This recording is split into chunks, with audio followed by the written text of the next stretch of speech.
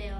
Είναι ηθικά υποχρεωμένος ο μεσίτης να εξασφαλίζει τον πλήρη πολεοδομικό φάκελο του ακινήτου που πουλά και φυσικά τίτλο ιδιοκτησίας? Καλησπέρα φίλο μου Pixel και ευχαριστούμε για τις ιδέες που μας έδωσες και υποσχόμαστε ότι τα άλλα δύο που είπες θα τα κάνουμε βιντεάκι. Θα το δεις στο προφίλ.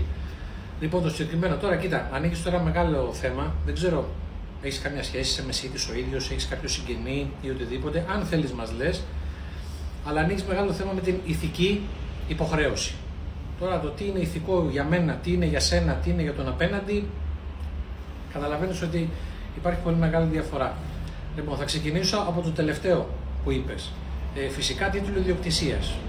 Καλά το είπες, φυσικά. Εννοείται ότι έχουμε τους τίτλους ιδιοκτησίας και έχουμε κάνει τον έλεγχο, μπορούμε να τον κάνουμε. Προσωπικά ίδιος είμαι και μηχανικός, οπότε έχω και πρόσβαση. Και να κάνω έναν πρώτο τυπικό έλεγχο και στο κτηματολόγιο, να δούμε αν αυτά τα οποία αναγράφει το συμβόλαιο ανταποκρίνονται στην πραγματικότητα, αν έχουν γίνει οι κατάλληλες εγγραφές των πράξεων και τα σχετικά. Λοιπόν, άρα αυτό το κάνουμε έτσι κι αλλιώς και έχουμε απαντήσει νομίζω και σε προηγούμενο βίντεο για να δούμε αν όντως αυτός ο άνθρωπος που πουλάει είναι ο ίδιος ιδιοκτήτης του ακινήτου. Μήπως υπάρχει κάποιος συνιδιοκτήτης και πολλές φορές δεν είναι μόνο δύο, μπορεί να είναι 3, 4, 24. Άρα αυτό εμείς λοιπόν δεν είναι θέμα ηθικής, είναι θέμα επαγγελματικής συμμόρφωσης, έτσι να ξέρουμε τι κάνουμε, τι πουλάμε. Τώρα, για το δεύτερο κομμάτι και βγάζω την ιδιότητά μου σαν μηχανικός, όχι, δεν υπάρχει υποχρέωση. Να έχω εγώ τον πολεοδομικό φάκελο του ακινήτου σαν μεσίτης, όχι.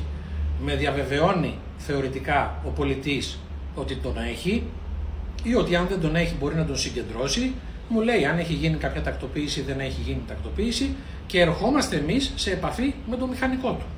Αυτό έγινε, τι να σου πω τώρα, πριν από μία εβδομάδα μας είπε μία πολίτρια, είδαμε ότι υπήρχαν κάποιες παραβάσεις, λέμε έχεις φάκελο, το έχεις τακτοποιήσει, τι έχεις κάνει? Ναι, μου λέει είμαι στη διαδικασία. Ωραία, λέω. Δώσε μου το τηλέφωνο του μηχανικού, συνάδελφος του ΕΕ, θα τον πάρω τηλέφωνο, μου στείλει τα στοιχεία. Και όπως έγινε, μου τα έστειλε. Αλλά τέτοιου είδους τώρα υποχρέωση, όπως το λες, να βάλεις τώρα τον άλλον και να σου δώσει τον πολεοδομικό φάκελο, καταρχήν πολλοί μεσίτες μπορεί να μην είναι καν σε θέση να τον ελέγξουν το φάκελο αυτό και την ορθότητά του. Λοιπόν, οπότε στο δεύτερο σκέλος της ερώτησης, προφανώς και είσαι υποχρεωμένος να έχεις τους τίτλους, αλλιώς τι είναι αυτό το οποίο πουλάς. Στο δεύτερο κομμάτι, τον πλήρη πολεοδομικό φάκελο, τον ζητάς και βλέπεις έτσι αν υπάρχει ή αν υπάρχει κάποιο πρόβλημα